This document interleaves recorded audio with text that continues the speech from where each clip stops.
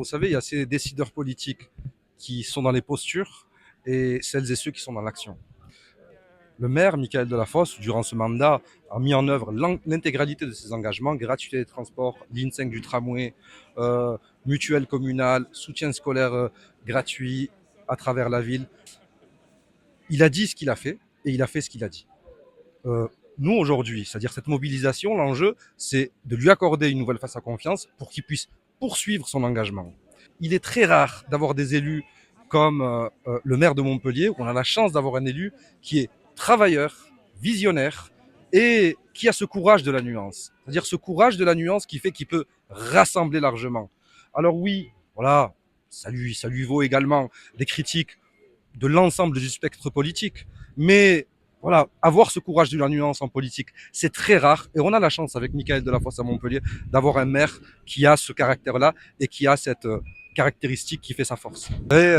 C'est un maire qui est impliqué à 80 heures par semaine. Voilà.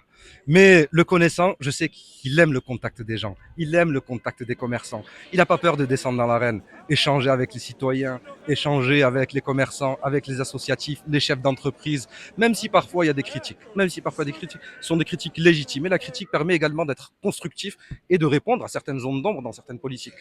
Et il le fait, et c'est ce qui permet derrière, in fine, d'ajuster les politiques qui ont été mises en œuvre. Et c'est une manière également de concerter les gens en direct, une forme de démocratie directe. Et c'est un exercice qu'il apprécie. La paillade, voilà, est en cours de transformation.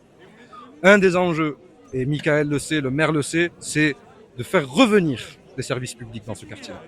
Et c'est ce qu'il fait en faisant venir le siège d'Altemed. Il y a la rénovation, l'implantation de l'antenne des finances publiques également.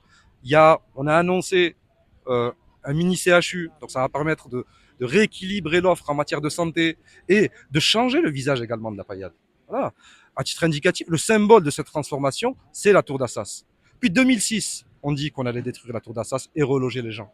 Depuis 2006. D'accord. Il s'est passé quasiment 3 mandats. Eh bien, Michael Delafosse est arrivé en 2020, il s'est engagé, il a dit je vais faire tomber la tour d'Assas en 2024, ça a été une réalité. Et aujourd'hui, le processus de transformation de la paillade se poursuit et il va encore se poursuivre à l'avenir.